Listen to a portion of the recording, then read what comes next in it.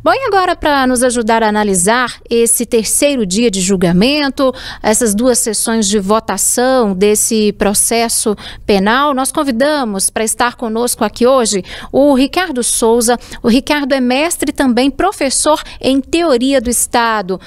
Ricardo, boa tarde para você. Seja bem-vindo aqui a essa transmissão especial no canal de O Tempo.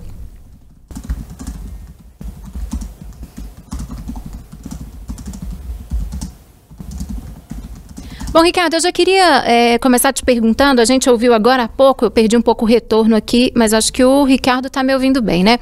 Ricardo, o seguinte, a gente acabou de ouvir o Flávio Dino, né? O trecho dessa fala, desse ponto do voto de Flávio Dino, em que ele traz essa questão que as responsabilidades devem ser diferentes para cada integrante desse núcleo e as penas também, consequentemente, devem ser, o que diverge um pouco aí do voto do ministro relator do caso, Alexandre de Moraes. Eu queria saber qual que é a sua avaliação sobre essa questão. É muito normal no julgamento, sobretudo dessa abrangência, e que são muitos os réus, ocorrer esse tipo de divergência, né? Na verdade, até salutar. Eu ouvi o voto do ministro Dino, foi bastante, foi menos, né? Foi mais reduzido em relação ao voto do ministro Alexandre, que foi um voto de aproximadamente 5 horas, mas ele já adiantou que vai ter, ele nem chama de divergência, né? Ele fala que vai ter apenas uma pequena diferença com relação a essa mensuração das culpas, né? Se ele está fazendo referência à mensuração de culpa, necessariamente isso vai influir mais adiante, quando da fase de determinação das penas, né? Em cálculos diferentes com relação a essas penas, né? Porque a dosimetria da pena, ela leva em consideração essa quantidade de culpa, né? Ou mesmo assim a intensidade da culpa de cada um dos réus.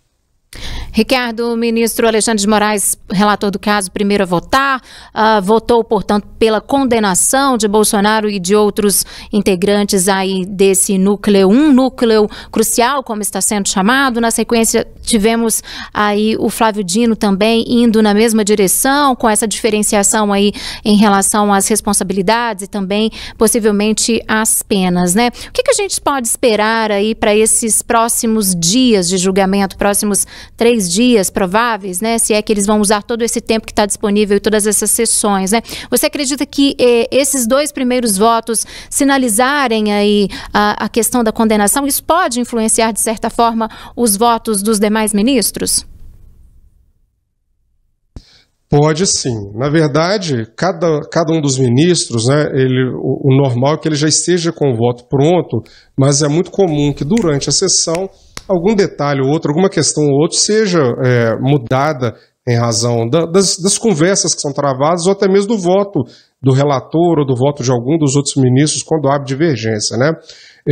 Será uma sessão, imagino que vai continuar sendo uma sessão longa, acredito que nesses 2 dias aí ela seja finalizada efetivamente, está se aguardando um voto longo, sobretudo do ministro Fux, em razão de algumas questões que já adiantou, sobretudo relativas a divergências quanto a preliminares arguídas pelas defesas, né?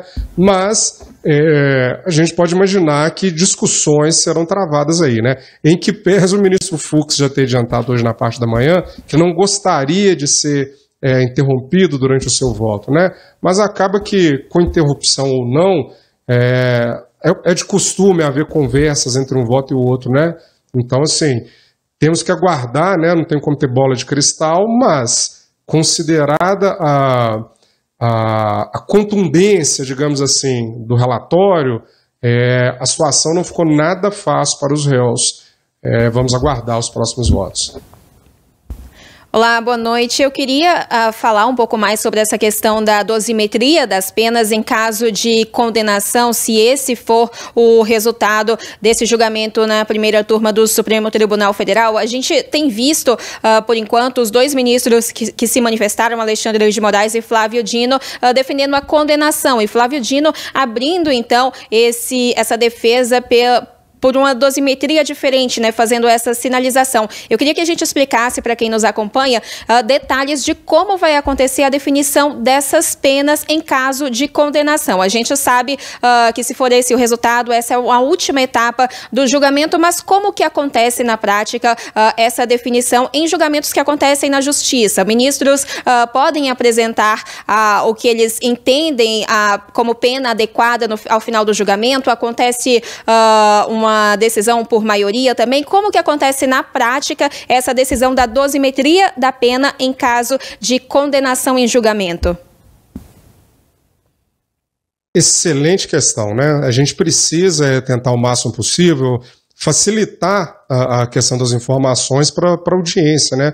Porque como são termos técnicos, como por exemplo dosimetria, acaba que fica muito difícil da população em geral entender alguns desses detalhes, né? Mas resumindo essa questão, se for considerada a culpa, né? Se os réus forem condenados ou algum dos réus for condenado, aquele crime que foi imputado a ele, o cometimento daquele crime, parte-se da pena mínima. E aí, a partir da apuração, da atuação dele, né, como eu disse aqui, da intensidade dessa culpa, ou de alguns atos que possam ter gerado um dano maior ao bem jurídico que está sendo protegido ali, né, vão sendo gradativamente aumentadas essas penas. Também são verificadas situações que podem agravar, né, que a gente chama. Então nós temos as situações que atenuam e as situações que agravam aquela pena. A exemplo de um crime que a vítima tenha, o executor do crime tenha dificultado a possibilidade de defesa da vítima, por exemplo,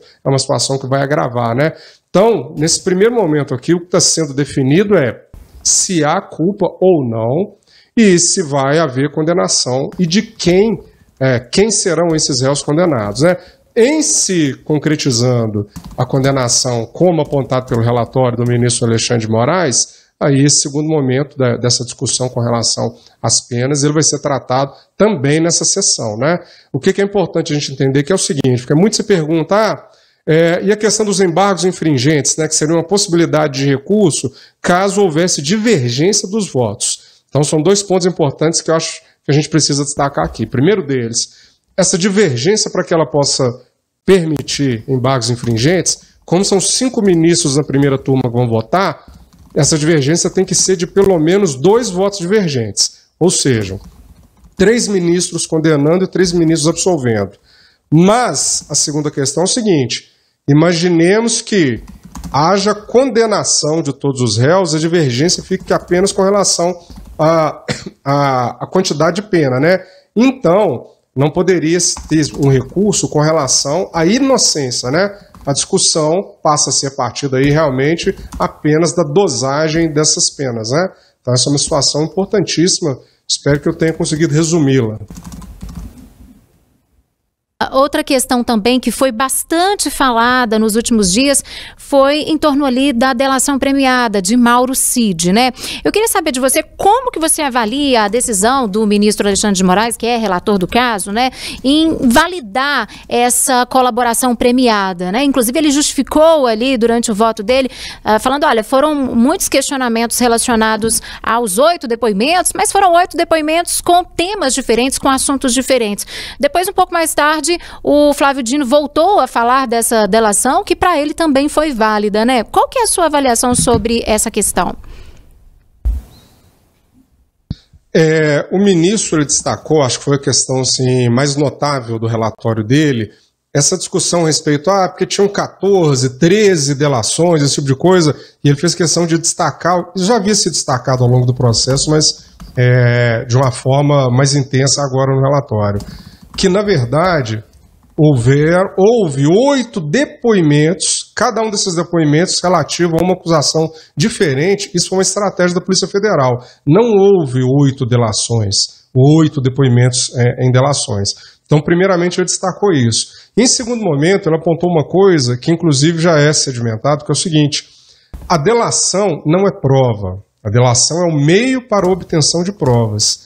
Então ele considerou válida a delação na medida em que ela efetivamente permitiu que se chegasse a uma série de outras provas. Então o processo ele está fundamentado não somente na delação, mas numa série de provas e a delação foi um meio para se obter parte dessas provas. Então, o que também foi destacado é o seguinte, a delação em si, ela continua válida. O que vai ser verificado mais adiante são os benefícios, a extensão dos benefícios que foram concedidos ao Mauro Cid. Porque se ficar entendido que ele tenha quebrado algumas das cláusulas relativas ao acordo da delação premiada, ele pode perder na totalidade ou parcialmente os benefícios que ele obteve em razão dessa delação. Ricardo, mais uma pergunta que a gente viu no voto do ministro Flávio Dino, ele falando que não cabe anistia a esses crimes atribuídos aos réus nessa etapa do julgamento. A anistia é um assunto que tem dominado ali o campo da oposição no Congresso Nacional, que quer aprovar essa pauta. Qual que é o termo da lei em relação a esse assunto? A anistia, ela cabe, não cabe, ela pode ser declarada inconstitucional lá na frente, se for aprovada pelo Congresso Nacional, seguindo esse entendimento declarado por Flávio Dino. Como que a lei funciona nesse sentido na prática e no termo escrito ali também, né? Essa é uma questão bastante polêmica, porque ela envolve paixões de um lado ou do outro, né? Do ponto de vista técnico, o que nós temos aí? A anistia, ela é uma prerrogativa do Congresso, sim.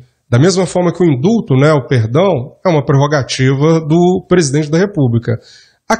O fato que a gente tem que ter em mente aí, na nossa lupa, é o seguinte, já existe jurisprudência anterior, já firmada do Supremo Tribunal Federal, relativa ao fato de que, em casos de crime, em casos de ofensa contra o próprio Estado Democrático de Direito ou contra a democracia em si, em razão de isso ser cláusula pétrea da Constituição Federal, tanto situações como de indulto ou de anistia seriam inconstitucionais. E eu cito como exemplo aqui o indulto dado ao ex-deputado Daniel Silveira. Ele foi acusado, né, de diversos crimes, mas notadamente o fato de ter ameaçado alguns ministros, forneceu o endereço dos ministros em rede social, uma série de situações, foi cassado também, e quando recebeu o indulto do ex-presidente Jair Bolsonaro, isso foi levado ao Supremo, o Supremo declarou inconstitucional. Não existe ainda um projeto pronto, terminado de anistia para que a gente possa fazer uma análise mais concreta, mais firme a respeito disso. O que existe são várias discussões e possibilidades, né? Boatos, na verdade, né? Mas tudo leva a crer que sim, se passar um projeto de anistia, isso vai ser submetido inevitavelmente à apreciação do STF. E se acontecer nesses termos que eu me referi aqui, né? Se for entendido como uma ofensa em si à democracia, ao Estado Democrático de Direito, às instituições, à harmonia entre os poderes, ele pode ser declarado inconstitucional. Agora, Ricardo, um outro ponto bastante comentado é em relação ao posicionamento do ministro Luiz Fux, né, que vai usar o espaço dele para votar já amanhã. Inclusive, muitas pessoas falam já, e aí já são, claro, especulações, da possibilidade de Fux pedir vista desse processo, que levaria aí mais cerca de 90 dias. Na sua avaliação, há sinais concretos aí dessa possibilidade de Fux pedir vista nesse processo? Historicamente, o ministro tem um perfil ligado, assim, que poderia pedir vista? Qual que é a sua avaliação sobre isso? A opção de pedir vistas, ela é uma garantia, isso é um direito do ministro, não há como discutir isso, e isso tem sido muito discutido nos meios jurídicos e acadêmicos. Mas existe uma expectativa de que ele não fará isso. Primeiro pelo seguinte, né? Era muito mais comum a questão dos pedidos de vista quando nós tínhamos processos físicos. Hoje, considerando que os processos são eletrônicos, está tudo disponível a todo momento, e também dada, como eu disse, a abrangência, a grandeza desse julgamento, sem sombra de dúvida, o julgamento mais importante aí da história republicana, eu não creio que ele faria isso. Não só por atrasar o julgamento, né, e talvez até jogar, porque as vistas podem ser de 90 dias, jogar isso por um ano eleitoral, que seria extremamente problemático, mas ele também estaria o Brasil inteiro atento, né, a essa movimentação dele. Além disso, ele mesmo adiantou hoje pela manhã que não gostaria de ser interrompido durante o seu voto, ou seja, dá a entender que ele realmente esteja determinado a apresentar o seu voto, né, e não um pedido de vistas, né? Mas, assim, a especulação, né? Eu acredito que ele não vai pedir, e se ele pedir, seria uma situação que realmente poderia trazer mais instabilidade ao cenário político, né? Mas vamos aguardar. Ricardo, agora falando, olhando um pouco mais à frente, independente de qual for o resultado, se houver recurso apresentado depois da decisão da primeira turma do Supremo Tribunal Federal, esses recursos eles são analisados também pelo colegiado, ou eles são levados ao plenário do STF, mas ainda existe um prazo para que o STF analise esses recursos, ou eles entram na pauta por decisão do presidente ou da turma ou do plenário do Supremo Tribunal Federal? Como que funciona essa questão de recursos? Assim, a única possibilidade de algum recurso ser levado ao plenário é só aquela hipótese dos embargos infringentes a que eu me referi, caso haja uma divergência de 3-2 entre os votos. Não havendo uma divergência nesses termos, o recurso que pode ser apresentado é o de embargos de declaração, que tem a função de sanar algum vício que possa ocorrer no voto, no acórdão final, né? Por exemplo, uma omissão, uma contradição, algum termo que ficou de difícil compreensão. Na medida que esses recursos são apresentados, eles vão ser novamente avaliados pela turma, né? E a definição desse julgamento também vai ser tanto pelo relator, que vai apreciar inicialmente, quanto também pelo presidente, né? Mas, dado a velocidade que nós estamos vendo nessa tramitação, creio que não seria uma situação que demoraria muito, não. E o prazo para apresentação desses embargos é de 5 dias após a publicação do acórdão final. Ricardo, nós temos uma pergunta de um telespectador para você, o Joel, que sempre participa e interage conosco aqui por meio da nossa live. Ele quer saber o seguinte, ele está falando: Ricardo, eu tenho uma dúvida.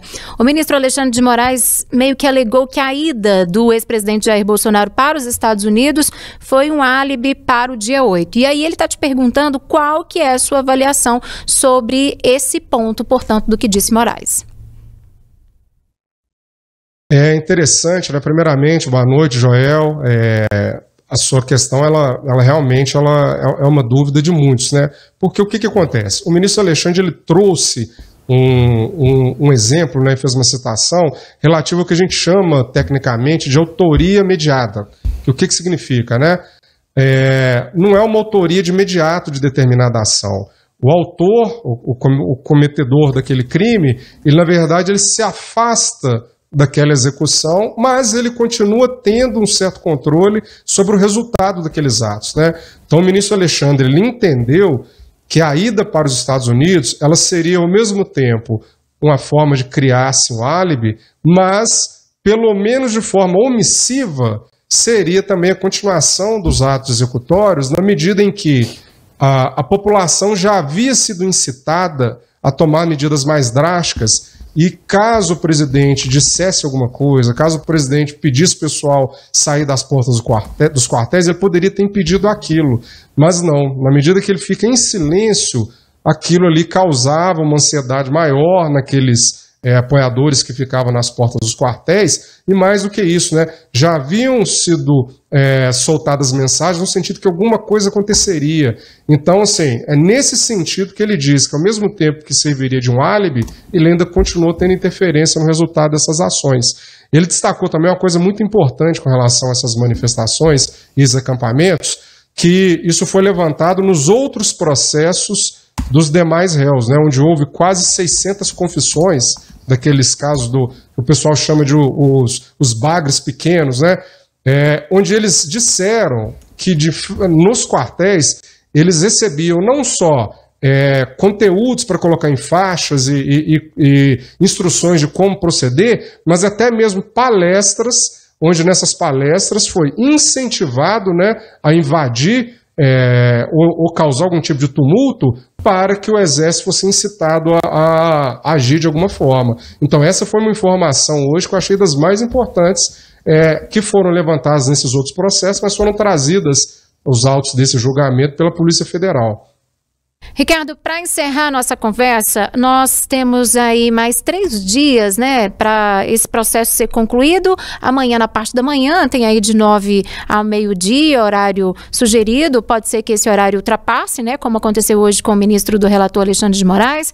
Temos quinta-feira e também a sexta-feira, que seria o prazo final. Temos 3 dias ainda e mais 3 votos, né? Qual que é a sua avaliação? Você acredita que será necessário esse tempo todo, pelo perfil de fala, pelo perfil de cada ministro que ainda vai proferir o voto? Você acredita que a gente vai chegar realmente na sexta-feira para o final desse julgamento? Ou você acha que na quinta já vai ser possível encaminhar para a finalização de tudo? Eu acredito que pela dinâmica de hoje, né, mesmo com esse voto longo do ministro Alexandre de Moraes, nós tivemos ainda a votação do ministro Dino ainda hoje, né, ou seja, dos 5, 2 votos já foram apresentados. Eu creio que provavelmente a gente resolva essa situação, esteja resolvida, né, na própria quinta-feira. Mas se não for resolvido na quinta-feira, creio que até sexta-feira vai ser tempo mais do que suficiente. Porque os ministros também, né, dado esse contexto, eu acredito que eles queiram também, né, resolver essa situação. O voto do ministro Dino, por exemplo, ele já trouxe essa linha de raciocínio. Ele disse: não vou me delongar, senão estaria repetindo o voto do relator, já que eu acompanho ele na maior parte, então apenas vou fazer destaques. Então, creio eu que, por exemplo, a ministra Carmen Lúcia pode seguir nessa mesma linha e também o ministro Zanin também possa seguir numa linha semelhante. Então, a minha aposta seria de que até quinta-feira o julgamento tenha se findado.